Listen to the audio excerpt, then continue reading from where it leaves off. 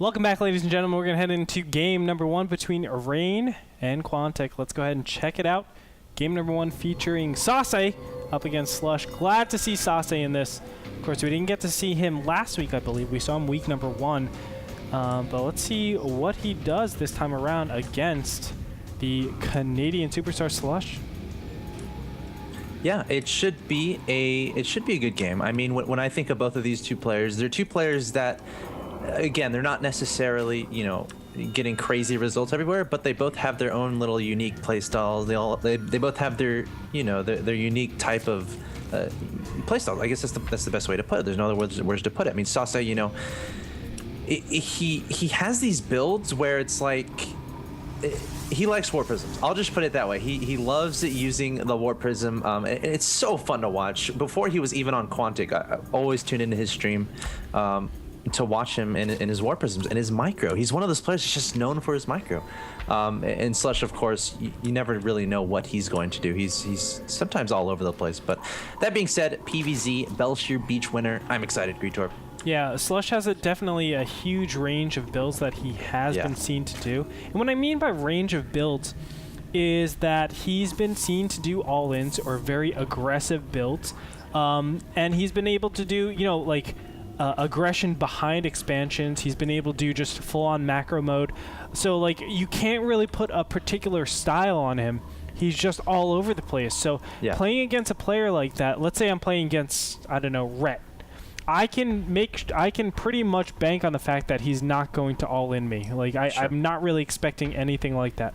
Whereas Slush, I can expect him to potentially do it. So I have to play a little bit safer against someone like Rhett. I can just, you know, get my SCVs or get my probes, whatever it might be, and kind of be greedy with it. So all chrono boosts go to my Nexus. All, you know, orbital command centers are going to mules instead of scans. I'm getting maybe 4 command centers before I even start my second barracks or something like that. Things like that you can really take advantage and punish your opponents for. But Slush isn't a player that you can actually do that because he has been known to pull the trigger whenever he sees some sort of reason to do so. Yeah, he's a Zerg abuser. I think he like knows the race every which way, and he knows all the timings. And I feel like if he sees a weakness in your play, he will exploit it, and you will die.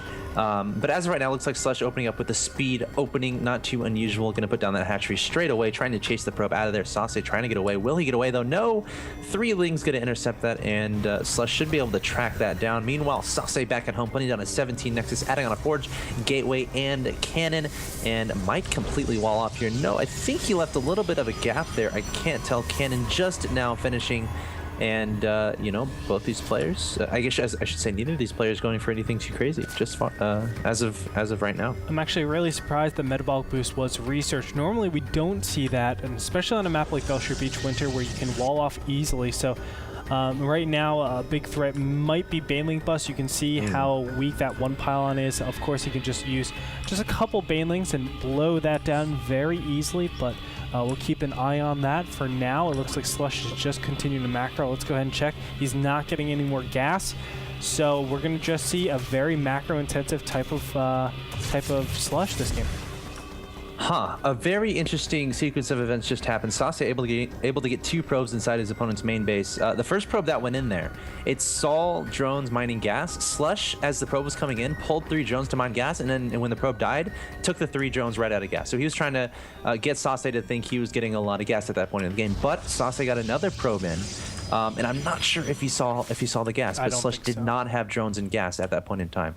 But that being said, Slush just now returning drones back in gas, so it's really it's a very interesting game thus far. A lot of mind games going on. Definitely, and you can see +1 attack is being researched for Sase, so we might be seeing some sort of gateway pressure in this early game stage, so we'll be sure to check on that. We want to see if there's any additional gateways. For now, Slush, it looks like he has just gone up for the 4 gas, so he's going very tech heavy in this opening. So I'm not sure what all the mind games was about in that beginning stage, especially when he was taking off the drones. But we'll definitely check it out. Most likely we're going to see something like Mutas. Yes. It is possible to get Infestors, but I think Mutas are much more powerful on a map like Belshire Beach. Yeah, I agree 100%. And like, as for the mind games in the beginning, I think Slush was trying to get Sase to overreact. He wanted Sase to think he was doing some sort of 2-base all-in, either Roachling all-in, either Banelings and Lings. Sase did put down a second cannon, so that may have worked to a certain extent. You know, most Protoss players will just keep it at 1, maybe add that on that second cannon for safety. But yeah, layer about to complete for Slush. I do expect this to be a Muta play. We'll have to keep an eye on that. And you know, Mutas against Protoss, it's been all the craze lately. A lot of Zerg players love going for those fast Mutas and just trying to keep the Zerg player from moving out. Whenever they move out, just attack with the Mutas. And you know, it deviates when it gets to that point. Some Zerg players will just keep adding on more and more and more and more Mutas. Other Zergs will you know, mix it up a little bit, but we'll have to see what Slush ends up doing, adding on 4 spine crawlers, or 3 spine crawlers and 2 evolution chambers in front of his natural expansion, and the Spire is about halfway complete. Yeah, really interesting to put down those evolution chambers like that. But obviously he is going for the upgrade route, and wow, look at this. Yeah. This is what we were talking about in the beginning. I mean, Slush is very capable of doing these ninja expansions, but it might actually bite him in that. Oh, I thought it was going to bite him in the ass right there too. With that one Warp Prism. I thought it was going to go all the way to the top right-hand corner, but no, it wasn't. But still, Warp Prism Harass is really good, and you were talking about before in that early game part, Sase loves Warp Prism play. Yeah. Honestly, one of the most exciting games I've seen recently involving Sase was him against, who was it? My mind is just abandoning me right now. But it was two. Who was it? It was Terran, or was it Zerg? It was basically 2 players that like do very quirky strategies, and it was an awesome game. But Sase coming forward with, it was Cats. Sase versus Cats. It was in Onog, I think. That was an amazing series. But anyway, Sase trying to get in there to do some damage with 3 Stalkers, but there was a Queen there. There were plenty of Zerglings, so Sase getting out of there. But the story here is that expansion in the top right-hand location for Slush. The logic behind this is, I would imagine he's going to take a hatchery on the other side so that he can have both, and you know, it's going to be hard for Sase to engage without losing, you know, economy. He wants to have army back home. And it won't be that big of a deal for Slush just to lose one of these expansions as long as he can get his drones away. But that being said, Zergling's coming to the natural third of Sase, trying to prevent any expansion from going down. Muta's now advancing their way into the natural expansion. And Sase, just now researching Blink, has plenty of Stalkers, but we'll have to see what kind of damage he can do here. Take down a Warp Prism. Nice. Yeah, takes out the Warp Prism. Now, the Mutas are pretty important just because they give a lot of room to saturate that top right-hand base. You can see really not a lot of eyes on the map for Sase, so it makes it very, very difficult for him to actually know what his opponent is doing. All he knows right now is that these Mutas are being so annoying, but he really can't have any great indications to know where Slush is going after this. Is this going to be full-on Mutas, or is there going to be a very, very dynamic switch? Yeah. And we already know, because of the 2 evolution chambers, because Glial Reconstitution is being upgraded, because Burrow is being upgraded, there's going to be a very dynamic switch into Roach Zergling afterwards. And with 4 base economy, he will be able to overpower his opponent given enough time. We'll see if Sase actually allows for that, or if he pushes out a little bit earlier. Yeah, and Sase getting a nice Mutalist kill there, positioning his Stalkers in such a way where the Mutas won't be able to do much. In fact, the Mutas are a little bit trapped here. They can't really leave without getting some shots down from Sase. They can try to go through the right, but the Stalkers can't get far enough north. But they'll get some shots off on those Mutas. So Slush in a little bit of an awkward situation with those Mutas, but does have some links to reinforce. And as you said, yeah, radical tech switch going on. Has a Roach one on the ground, making 7 Roaches, getting Burrow, getting Glial Reconstitution, adding on another expansion at his natural third. Meanwhile, Sase researching Storm out of his High Templar Archive's going to start warping in some High Templars as well. But the awkward part about this is he's only on 4 gas. And when you're only on 4 gas, it's kind of hard to go High Templar and build anything else that has any gas whatsoever. So Sase needs to start thinking about getting a third just for that, well, I guess I should say solely for that, not solely, with the 5th and 6th gas being a very high priority, I'll say. Yep, and I love actually what Slush is doing. He's actually taking over to Infestor Roach. That is exactly what you wanted to have. So what you're basically doing is saying, okay, opponent, you're going to have to go a very heavy Stalker count. just because I've shown Mutas, I could be massing or continue massing Mutas at this point. Although it's rather improbable he should actually click on those. Let me see if he's in range to see the Mutas. Yes, he should click on the Mutas and see, oh, they're 0-0. Okay, this is going to be some sort of switch. What is the switch going to be? And then he can go something like Immortals in his army composition, like Colossus, like High Templars. And he's actually doing that. So Sase playing this perfectly, in my opinion. Throws out a little storm there to actually clear out the Zergling, but the Zergling still lives. He dodges the storm. Oh my god, I didn't see that. So the High Templar stormed but missed the Zergling. Yes. That is awkward. So Sase waiting for this cannon to finish just so we can see that Burrowed Zergling. Such a cool thing to do. All Zerg players should do this, unless you're playing me. Put a Burrowed Zergling at your opponent's expansions. It is so annoying to deal with. But that being said, Stalker going to the middle of the map, trying to take control of the Watchtower, blinking away before it dies. Oh, it's close to dying. Roach is pursuing. That Stalker will survive with 2 kills to his name. But Sase may have a hint of what Slush is doing. Yeah, and you know what this actually does? I mean, Slush isn't that far ahead in the upgrades. Actually, he stopped at 1-1. He's actually not he stopped at 1-1. He's just now going to 2-1. Whereas Sase, he's at 3-0-0 for his upgrades, getting his first armor upgrade. So that is a big advantage in, of course, the DPS zone. As long as he can get a good concave and the Colossus starts firing down a lot of damage onto these Roaches, he'll be in a great position to actually take the battle. It's all going to come down, in my opinion, to the micro of this battle. Yeah, no, very well said. And look at this, Sase transitioning into Colossi play. He can afford to do that. He knows his opponent isn't going crazy with the Mutas. That being said, Mutas now engaging at the natural expansion right when Sase leaves. And Sase blinking forward some Stalkers to try to deal with that. And that's going to be annoying the entire game. You know, it's not like Sase is going to put down a Stargate. But that being said, engagement going to happen in the middle of the map here. Colossi getting fungal growth. Force fields going down. Storms need to go down. Not just yet. There we go. Storms going down. Also trying to feed back some Infestors. Nice Storms there from Sase. But burrowing his Slush, trying to get out there. There is an Observer in this composition from Sase. So the burrow won't do much. And, you know, Slush killed the Colossus. That wasn't too bad a deal. Honestly, not too bad of a trade for Slush, all in all. No, it wasn't at all. He killed the High Templars. He killed the Colossus. Obviously, a very, very big advantage for him. But that's a lot of Stalkers still on the armor composition. Now pushing forward. The Colossus is actually pushing way too forward. And the Roaches pick them off. But look at this. It's not going to be enough. There's just way too many Stalkers. They kill all of these Roaches so fast. 3-1 upgrades to 2-1 upgrades. So that extra attack upgrade definitely worth it. And Slush will get cleaned up, but Sase still doesn't know about this top right expansion. Oh my god. That is going to be the death of him, but you know what? Slush hasn't really used his other expansion, the bottom left one, so that's a big problem in and of itself as well. Yeah, and, you know, losing those Colossi, he did not need to lose those at all. Engagement going to happen outside the natural expansion of Slush, bringing forward the Roaches, trying to target, fire down anything he can, trying to close down the distance between himself and his opponent to maximize the DPS on those Roaches, but going to retreat, does not feel confident enough to engage that army. Even though there's no Colossi, no Sentries, only Immortals and Stalkers, but the upgrades are telling the story here. Still, Sase's at 3-1, and Slush only at 2 on that attack upgrade. Ooh, so another Colossus could be picked off right here. The Roaches are going to one-shot that Colossus down, and they're just going to scurry away. They are so fast on the creep. Meanwhile, Sase, what is he going to do with his main army? Is he actually going to go in for the third? He blinks forward just to kill one Roach, but he's going to see. Now, it's not a big tell because these drones could have been evacuated a long time ago, so it's not like, oh, he has a third somewhere around here. But meanwhile, there is a counterattack going on with the Roaches. They're doing a ton of damage.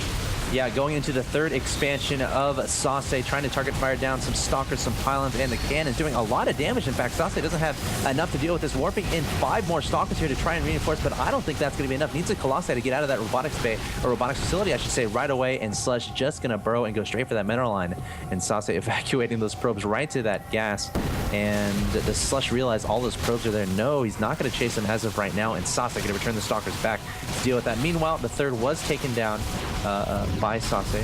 Slush's third, I should say, and the third from Sase taken down. So both these players trading bases, but a Nexus is more expensive than a hatchery.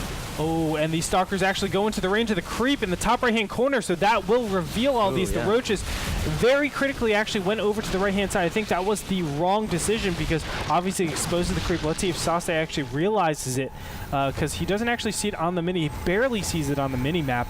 And of course, if he actually cursors over there, he will be able to see that there is creep over there. So it's all going to depend. Does Saucy actually see this expansion or not? And that'll be very, very instrumental. He looks like he wants to blink up potentially. No, I don't think he should. He does have Immortals over there. So, you know, obviously leaving the Immortals behind would be you want those really bad. Yeah, and Sase get advanced forward to the natural, but so many Spine Crawlers. There are also Broodlords on the field, so Sase does not want to engage that at all. Going to proceed to the top right-hand location, and look at this Slush. Burrow a Roach at his opponent's third. That was pretty cool. That was pretty cute. Burrowing it again as the Stalkers blink forward, trying to take that out. That's not going to be successful. At the same time, there's a blink into the main base of Slush. The Broodlords trying to return back to deal with those. There are infestations. Oh, man. Fungal growthing the Stalkers. You can't leave, says Slush. And Sase needs to blink out of there immediately. Does not want to lose any more of his Stalkers, but Slush looking incredibly good right now. Getting his third and his fourth down at the same time. Keep in mind the top right base is still saturated. It's still mining so much gas and so many minerals. And Slush is taking double expansion at this point. Does he actually see it? Finally, it looks like the Stalkers might be heading up over to that top right expansion. And finally, he will see it. Yes, he does. And this is probably the worst. Oh my god, he didn't actually know that it was there. He actually went over to the left-hand side, but one Stalker went up there. Finally, the hatchery goes down, but look at this. I mean, all the mineral fields are very well mined. Yeah. Really, really such a shame. Sase realizes that he's much further behind than he thought he was. Yeah, never a good situation when you go to your natural fourth and all the essentially most of the minerals are gone. So now Sase has to take his natural fourth somewhere else, but he's still thinking about his third, just now building that. About 40% of the way done. Slush being very proactive about denying that. Such a good thing to do as a Zerg player, and Sase sending a Zell to the bottom left hand side of the map. Zergling going to try to peck away at that. Oh no, just going to run right by him, right to the watchtower. But yeah, interesting game so far. You know, I can't really say who has an advantage. I feel like Slush might have a slight advantage considering all these Broodlords he has on the field. But again, needs to make sure he has those reinforcement, those units, those core units to supplement those Broodlords. A bunch of Roaches, a lot of Infestors underneath them, so that Blink Stalkers can't just blink underneath them, target fire the Broodlords, and just take those out. Precisely, and it's all going to come down to micro. I don't think Sase actually has the capacity to push forward. I like what he's doing, taking an expansion in this mid-right position, but is it too late at this point? I mean, he's just now getting his third backup. He's at very low income. Looks like 300. Oh, the Muta is actually still doing a little bit of damage. Taking out this Templar Archives, that's going to be instrumental. Sase going down to the fourth over here. This is exactly what he needs to do at this point. He needs to deny expansions, but the big question is, can he deny this third? And the big battle might be coming up. Nice feedbacks off on all the Infestors. What a big, big win there. And now the Roaches need to target down the Stalkers. It's all going to come down to if he can take out the Broodlords in time. And it looks like the Stalker count is cleaning up quite a bit. Can he do it? I think he will. And Slush will come out on top in this battle. Yeah, it's really close. Only 2 Stalkers remain, 1 Stalker remaining. And Sase left with 4 Immortals and an Archon. Nothing that can really deal with that Broodlord up above unless he moves that Archon incredibly close and target fires it. But Sase is going to have to back away down 115 to 70 supply. Muta's still trying to do some damage in the natural expansion of Sase. Stalker's just now being warped in to try to deal with those, but the High Templar Archives was taken out, and that's never a good thing as a Protoss player, especially when you've been gas-starved all game long. But Sase just now trying to saturate that third, and I feel like Slush is in a pretty darn good situation here. He's in a great position at this point, and now Slush is actually going to lose out his Mutas. Nope, loses all but 1, but Slush should make his way all the way over there. Now, he hasn't identified that there is a 4th base up just yet, but as soon as he does, he should immediately go and start attacking that. Looks like he's just going to burrow. Oh, poor Stalker. Nope, not poor Stalkers at all. Where's his observer? It's dead, or in the bottom left-hand corner over the Infestors. The Roaches are going to pop up here, and oh my goodness, Sase is in so much trouble here. Now the 3rd base is going to be targeted down, and I think he's going to keep going for it. Yeah, he can't lose that Nexus. He needs to keep that alive. The Roach is going to target fire that down, though, and it will go down. So this Nexus at the middle right-hand location just became, 10 times more important. That needs to be, that's like the saving grace for Sase. He needs to send all his probes over there once he kills all these roaches, and that's exactly what he's going to do. So he's going to have to hope Slush doesn't realize that that's there, and that's like what his economy is hinging on right now. It's not a terrible trade, actually. 33 Harvesters out for Sase, so that actually saturates the base completely. That's really important to know, because if he had more, then yes, that base would have been a lot worth it to keep. But with only 33 Harvesters, now is probably going to be the best relative timing when Sase should push out and start attacking his opponent, because that was a lot of roaches to give up for only 400 minerals, which was the Nexus. So maybe there's two major ways to open this. It's either you play defensive for a long time, or you attack right now. It looks like Sase will be defending for a long time. I don't think we should see any aggression from him coming for quite a bit of time, seeing that this third base has been denied, and he needs to actually remake it if he wants to keep going with his opponent's macro. He can't, because there's a burrowed roach there. Oh my god, Slush, you are an annoying son of a gun. Another burrowed roach is there, and he's sending another one. It looks like trying to send it to the top right-hand location, but a Nexus already being warped in there. So as it stands, Sase's fleet beacon just now completed. So we're probably going to see a mothership. I'm not terribly surprised by that decision. A lot of Protoss players see this Broodlord Infestor composition and like, what the heck do I do against this? And the answer for a lot of them is a mothership and a vortex and lots of Archons, which becomes a lot of fun for us, but not so fun for the Zerg player if they mishandle it, if they group up with their Broodlords and get all their Broodlords sucked into that vortex, and then Archons get in there, and then everything pretty much dies. Disaster, man. Yeah. Absolute disaster. But I like the composition that Sase is actually going for. Very immortal base, and then of course he has his High Templars to deal with those infestors if they ever approach. For now, it looks like Slush is just taking his own base. I mean, he has a very nice base right now. 53 Harvesters, 232. He has double the income of his opponent, just about. So, all in all, I have to feel like obviously Slush is in a big advantage at this point, but who knows? With that mothership, anything can happen, and I actually don't see a mothership being produced just yet. Yeah, I don't either. When we do see that, it's going to be awesome.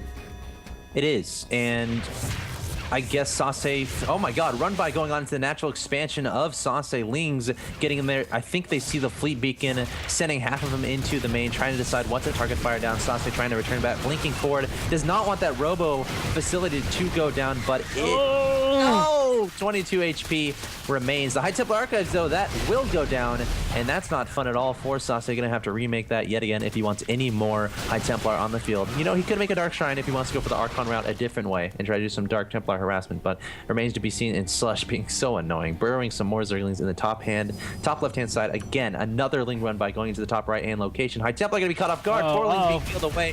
The High Templars are moving out of there. Stalkers can easily blink forward to try to deal with those. That's exactly what they're gonna do. Probes being transferred to the middle right-hand side, and Slush trying to do as much harassment as possible, but he's losing a lot of Lings at the same time. And again, he burrows. Now finally unburrows the Zerglings in the main. He's just wrecking his opponent. You can see just this little tiny harass is too much. Again, the Zerglings in the top right-hand corner are left alone. There's the unburrow. All the probes will be cleaned out.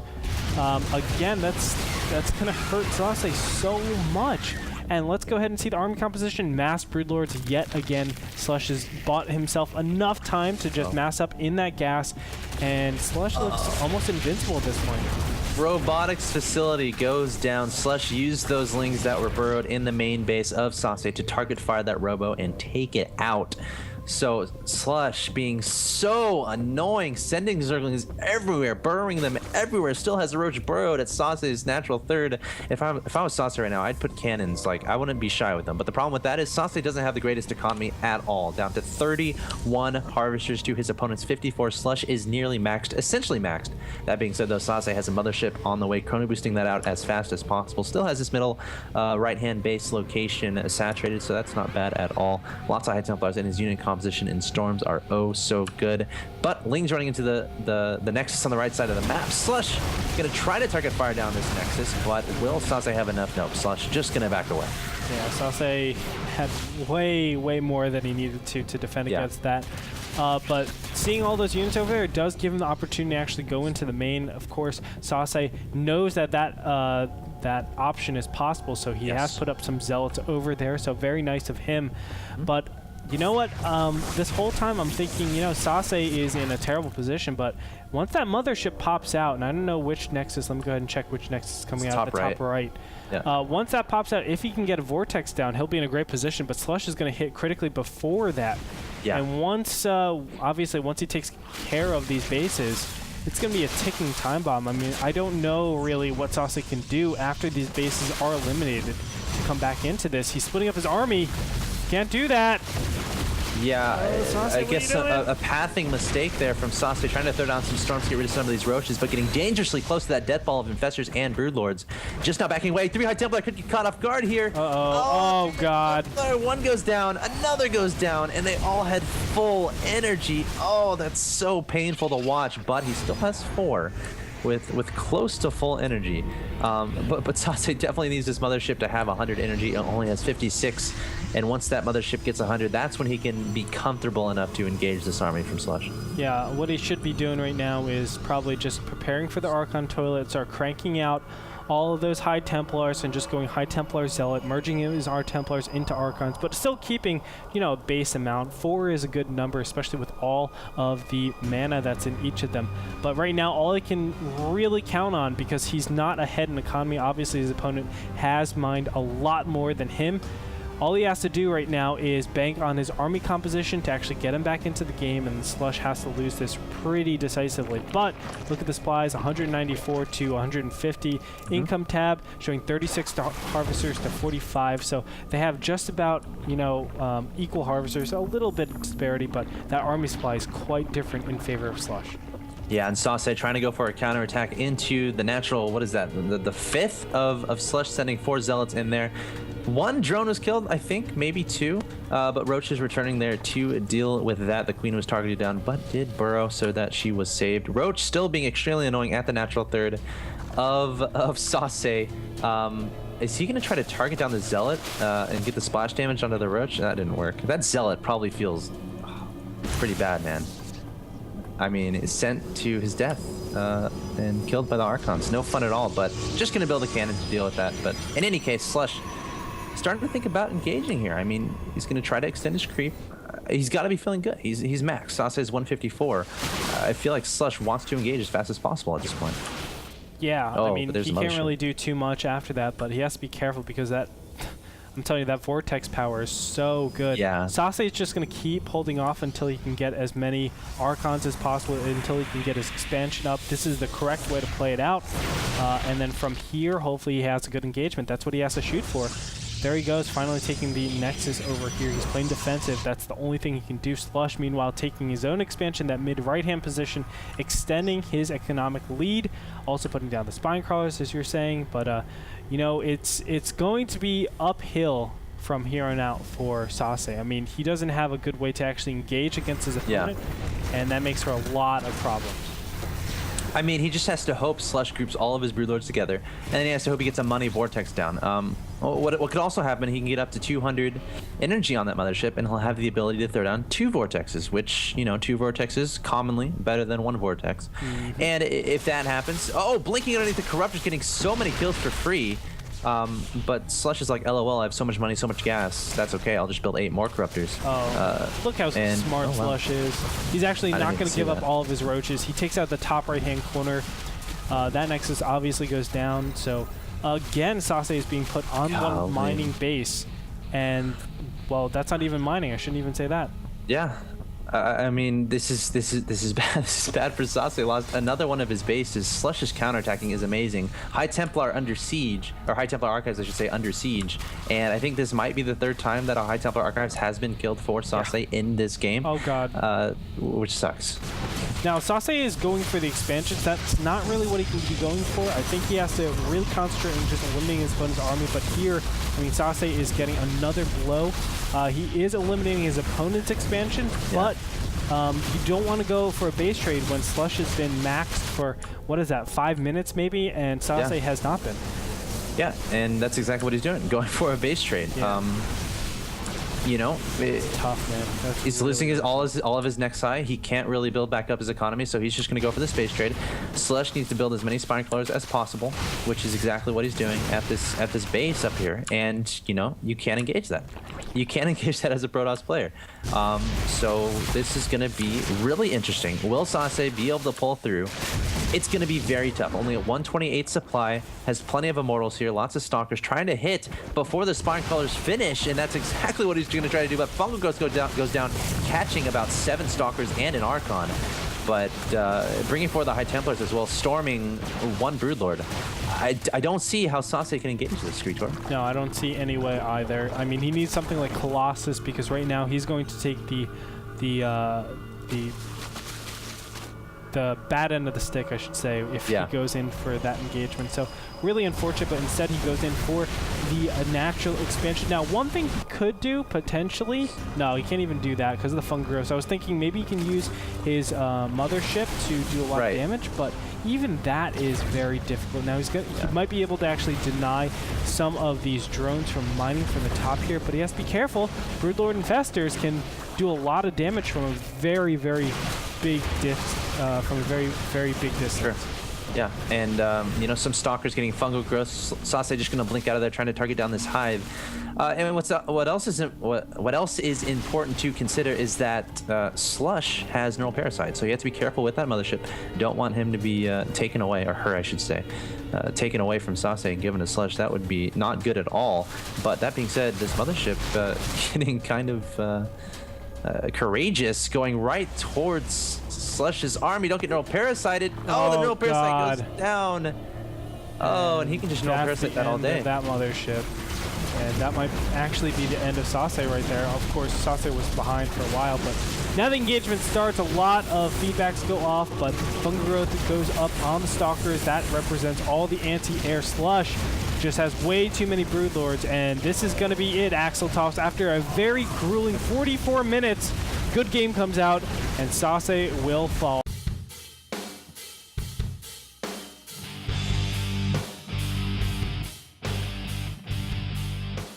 What an epic series, and I'm sorry, game number 1 will go not to Quantic.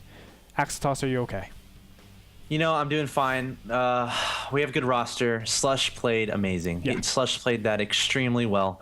If I'm a Zerg player, I'm watching this guy and I'm copying what he does. Burrowing units at his opponent's expansions throughout the entire game. That had to be extremely annoying. Killing the High Templar Archives 3 times.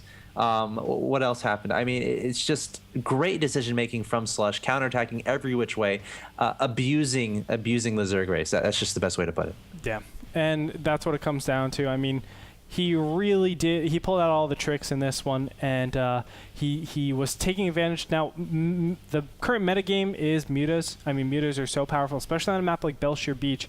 And what he was doing, what Slush was doing, was utilizing that muta switch and making his opponent like constantly on this weird army composition. I felt like Sase was in a great position at one point, but always the counterattacks, never the huge engagements.